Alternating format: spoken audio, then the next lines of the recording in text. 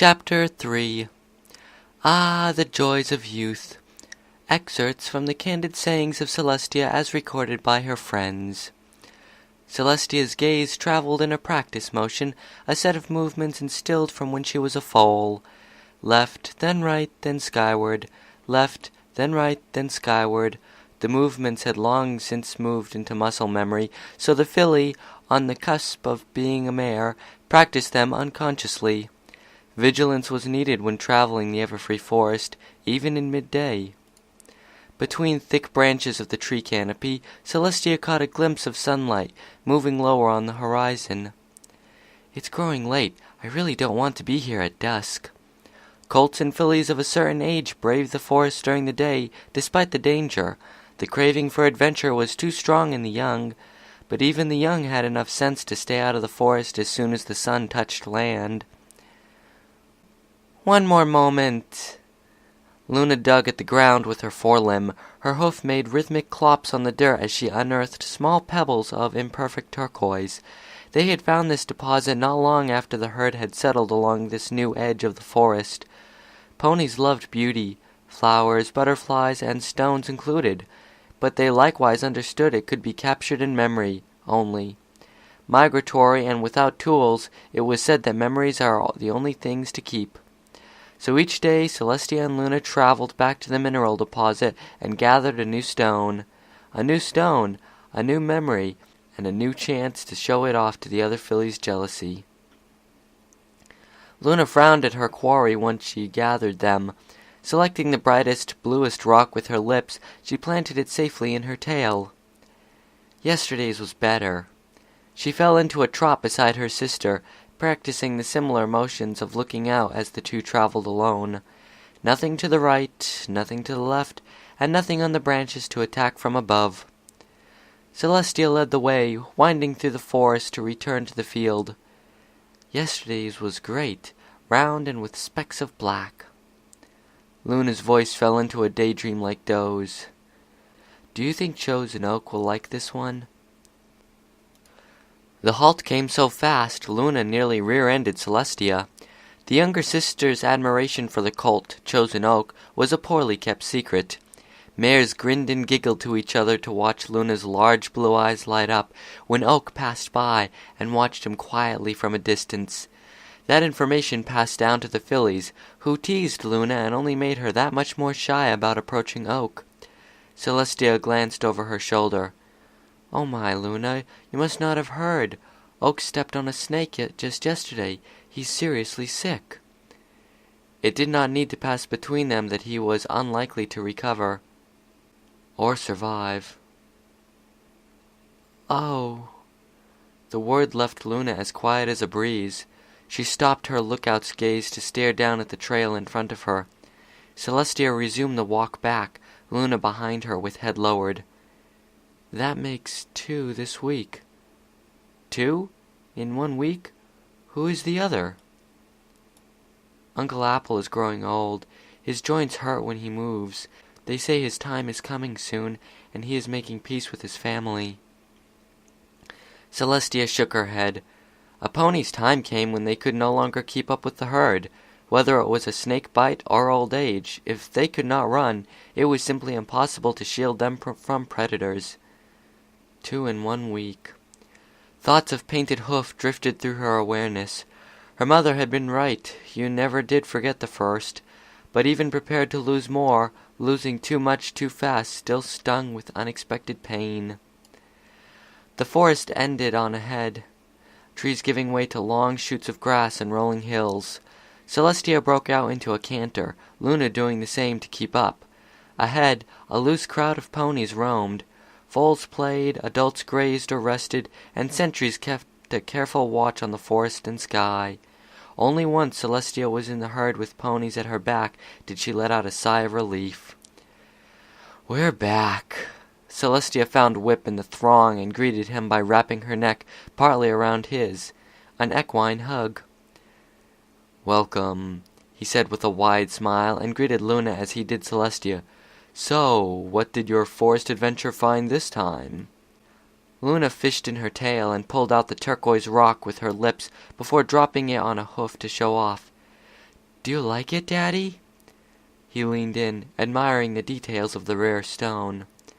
It's lovely, a thing of beauty. A smile stretched the lips of the midnight filly, and she raised her tail in a proud arc at the compliment. Is it like what the humans wear? Sometimes. Whip gave a nod, then knitted his brow, thinking back. I didn't see many humans with such stones. Only their chiefs and people who had lots of money could have one with colors like this. Money? Luna tilted her head. It's something that humans love. They give it to each other to get more things. Do you remember how they live in houses rather than fields or forest? When you have a house, you can fill it with things. Money is a thing. Oh! Luna seemed satisfied with this answer and smiled broadly before tucking away the rock back in her tail. Did your master have a lot of things? A laugh erupted from Whip. That crotchety old cuss. Maybe he had a lot of things. I can't tell what is a lot for a human, but he didn't have a lot of nice things in his house or mind, and that's for sure.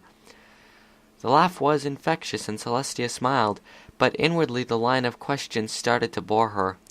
Scanning over the herd for friends' faces, she found her eyes drifting over the forest, and her thoughts turned to Uncle Apple and Chosen Oak.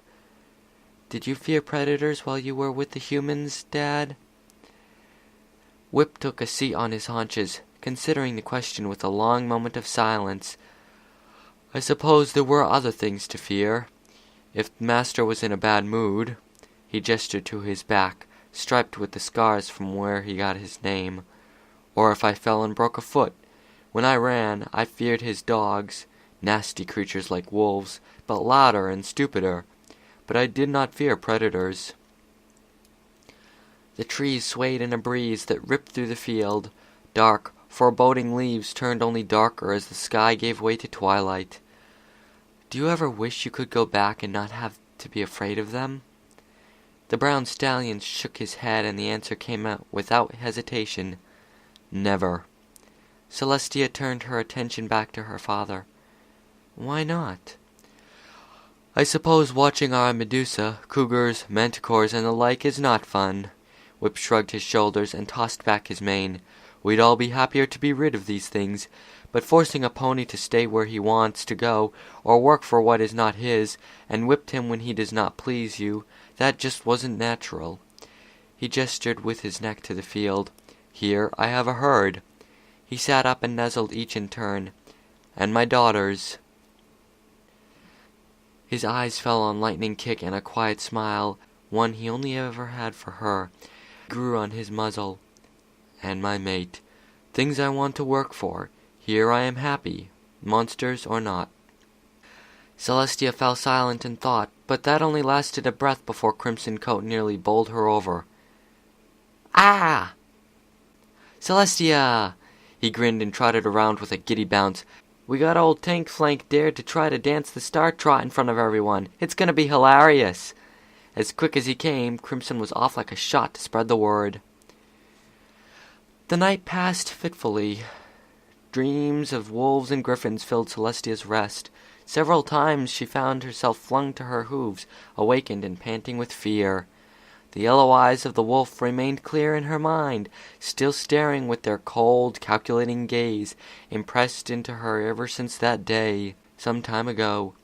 She curled back up to sleep each time and tried to shake off the feeling that lingered.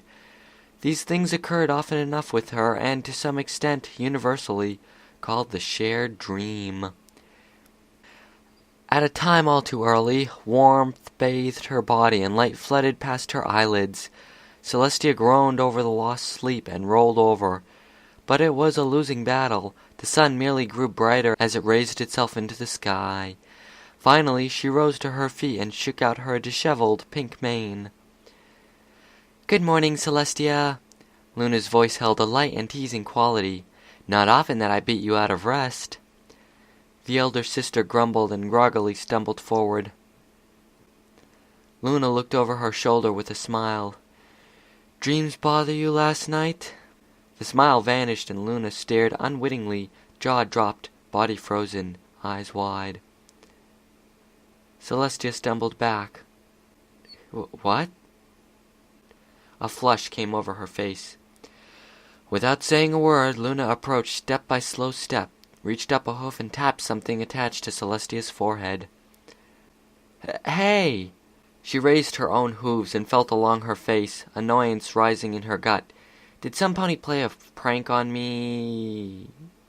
Everything melted away from her awareness, like water smeared over ink, as her hooves told her the shape and feel of the new addition to her features.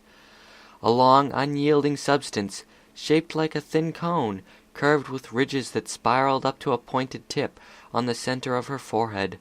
Celestia's disbelief nearly matched Luna's as she exchanged a single glance before she sprang on her feet and ran full gallop to the river's edge, heedless of anything else. She snorted out in agitation as the river's flow proved unable to catch her reflection. She ran up and down the river bank, bumping into Crimson Coat and knocking him into the water as he drank. Hey! He got out before the splash silenced him.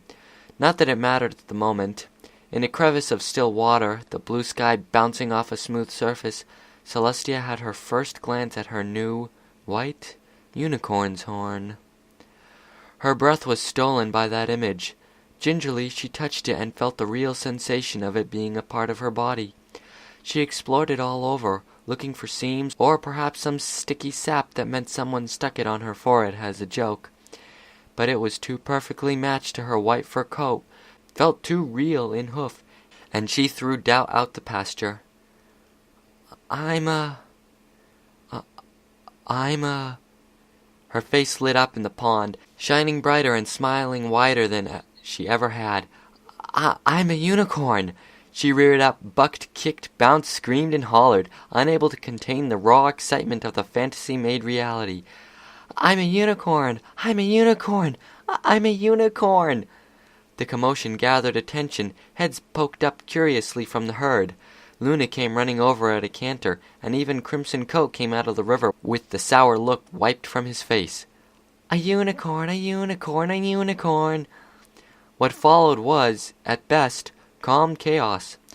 Murmurs rippled through the herd in waves. Mares, stallions, foals under their feet moved forward. A crowd formed around her, glowing thicker and thicker. Whispers were traded until the sheer number grew loud. The whispers gave way to outright talking, and that into a cacophony of voices speaking over each other. Gasps, cries to the sun and moon, praises, swears, or mere trading words all merged. Sentries abandoned their post as the commotion stretched to the outermost edges and joined the growing cluster. Celestia pranced and posed and grinned wide at the attention, strutting through the crowd that left her a respectful distance, while savoring each gasp, each jealous stare from a disliked filly, each look of astonishment as she sought her friends to speak to, and squee and bounce within shared excitement. I'm a unicorn, she repeated to herself. More than anything, that was her thought, still finding it hard to believe. It was the stern command of the chief mare that called sentries back to their post. The throngs of ponies parted, allowing her passage. Flanked by Lightning Kick and Whip Scar, the chief, in her grizzled gray fur, stood taller than most mares, though Celestia was not sure if that was merely because she held herself more erect. With serious brown eyes, she broke through the crowd and leaned in close to the new unicorn. Celestia, for her part, knelt politely. The chief's presence hovered close to that horn, her breath ruffling the unkempt mane. "Little filly, can you cast a spell?" She risked a gentle touch to the spiral of the horn. I don't know how to do that." Celestia blinked up at the chief, but the old mare's attention already turned inward, and she went to leave with a purposeful trot. Lightning and Whip followed, stealing glances back at their child. The crowd closed around their wake, still marveling at the new horn, but with a curious kind of murmur. That encounter left her in unease. The night justified her discomfort. "Celestia." Lightning Kick summoned her away from her friends, with whom she whittled away the last of the night. As Celestia closed, Lightning Kick turned to lead her to relative privacy among the herd. "There is something important your father and I need to discuss with you." Whip gave Lightning a passing affectionate nuzzle as she turned to sit, and both faced their daughter. Celestia chewed her lip and waited. The chief, your father, and myself have been discussing your new blossoming. The filly nodded her head. Whip exchanged glances with Lightning before she continued. The uniqueness of your birth has never been hidden from you, or most of the herd for that matter. Hard to hide a pink mane, as I'm sure you know. Lightning let a smile pass over her, but the humor was chilled by the gravity on her face. There are no stories in our collective memory like yours, no tale of such a birth or growth, and only the faintest stories of unique colors. We believe that this turn of events is the blessing of the stars playing itself out. Celestia's eyes darted between them. That's good, right? Yes. Lightning's grave smile returned. That's good, but it also has certain implications we have been discussing. Whip gave a quick nod. The point of this being, it's been decided to take you to the unicorns. The unicorns? Excitement charged Celestia's voice, with equal parts reverence. A wide grin stretched her lips and her eyes dazzled. Yes, this herd has no idea how to support your growing. The unicorns will know if you have magical talent, and be able to teach you if you do. I'm going to learn magic? She thought she'd squee the last word and rose to her hooves, trying not to prance off right away. Whip raised a single eyebrow, then burst out in a short-lived laugh. You're taking this rather well, but yes, you just may learn magic. Thank you, Daddy. Celestia's hind and forequarters rocked as she hopped over to Whip and gave him an equine hug. Mommy! Lightning received one as well, and Celestia felt her mother hug tighter than normal. But too many other things were on her mind, and she turned to gallop off. Wait until my friends and Luna hear! Dirt kicked up under her hooves as she ground to a halt. Luna is not coming with me, is she?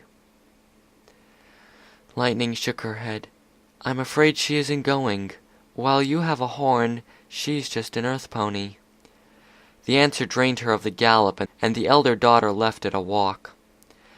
That night brought much-needed rest to Celestia. The dreams treated her kindly, and she slept with a peaceful grin and a soft, sighing chest. But before sleep had carried her off, her mind was filled with stories of unicorns.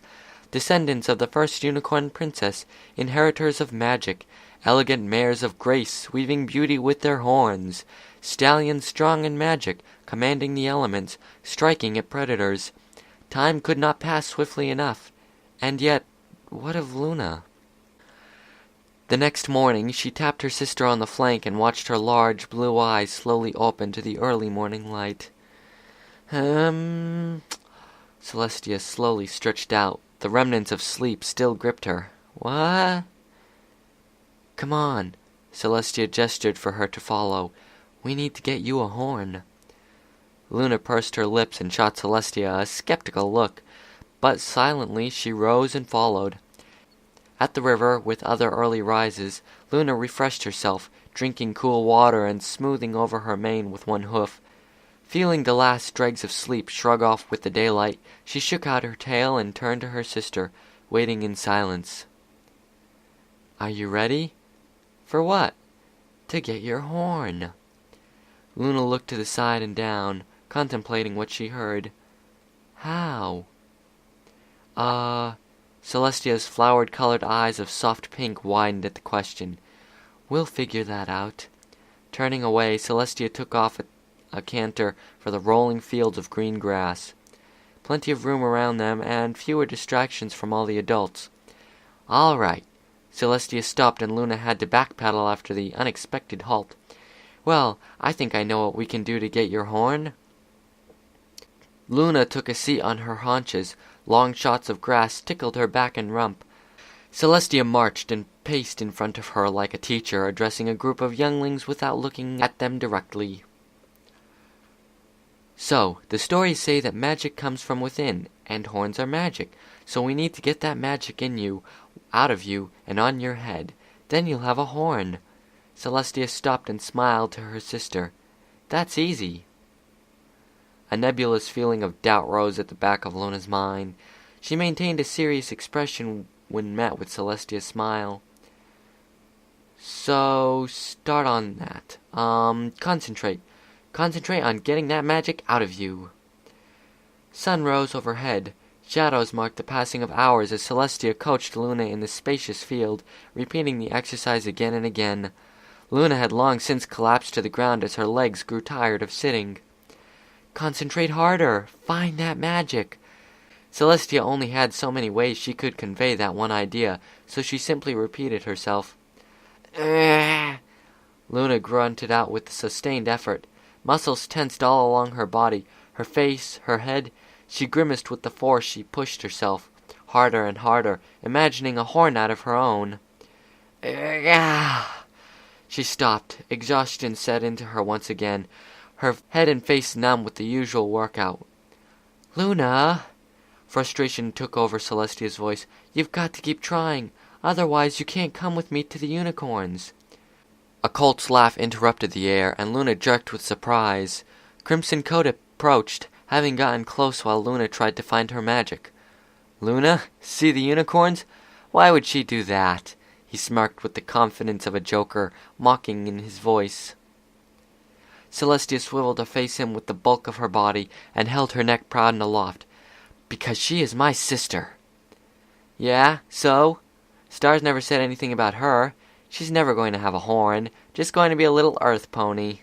A self-amused, uninviting laughter finished his sentence. Luna stared down, low, observing the grass around her feet, the intricate seed pods, wide blades, and thin, stiff stems. Crimson's words stung like barbs across her back, each one hooking into skin and drawing blood. She stayed low and quiet, watching the grass while feeding the words. She can get a horn, and she will. Just you wait. Celestia huffed and widened her legs to stand her ground. We share blood, so we might as well share this. I'll be waiting a long time. Just 'cause you want her to have a horn isn't going to get her one. Face it, all she's going to be is the boring earth pony sister. Celestia dropped her head low and grunted, closing her eyes and pointing her horn at Crimson. It glowed with a translucent pink aura, and he fell to his hindquarters, gasping as fear gripped him and paled his face. Celestia strained and groaned louder, the pink glow becoming brighter, more vibrant. Crimson broke out into a sweat, frozen in place. The white filly let out a cry as she released the building magic, rearing back. A single white ember leapt from the tip of her horn and drifted down to the ground on the dalliance of the wind, harmless as a firefly. Crimson Coat fell to the ground in uproarious laugh. Limbs failed as he rolled uncontrollably back and forth on the ground. Luna rose to her hooves and tapped a disappointed Celestia on her flank. I think I need a break. All this concentration has given me a headache. Celestia exhaled and nodded to her. The younger filly trotted away from the colt and across the field of green. Adults and others milled about, grazing or talking as they always did, and Luna weaved her way through the herd to put some distance between herself and Crimson. Returning to the Blue River, she trotted downstream, following the winding curve until she felt satisfyingly secluded from the company of others. Sitting down at the edge, she finally let out a sigh, releasing the pent-up tension of Celestia's training and Crimson Coat's remarks, though she could not say the sigh was a relaxed one when it left her lips. She knelt to the ground and dunked her face beneath the tugging waters of the river. Closing her eyes, the refreshing coolness stole away some of the headache until she needed air. She laid in thought while staring at her reflection in the water. No horn in sight under that waterlogged mane. Briefly, she tried to envision the horn using Celestia's methods, but abandoned it as it returned the headache at the very thought. Magic comes from within? Luna posed to herself and closed her eyes, experiencing every emotion as it whirled around in her head, and sorted through them. The pain still lingered from Crimson's comments, finding a true soft place to pierce. Pressure weighed on her. Celestia would leave without her unless she earned a horn. What would she do with this herd alone? However, these were simply emotions. What is magic even supposed to feel like? Her frame lifted in another sigh, this one filled with hopelessness. No shaman ever came at her birth. No pink and white colors marked her as special. Luna opened her eyes and looked down at her legs, midnight blue coat.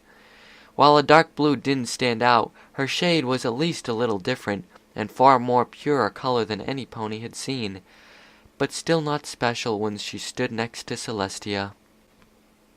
A yawn stretched out her jaw, and she rested her head on crossed forelimbs as thought gave way to a light sleep.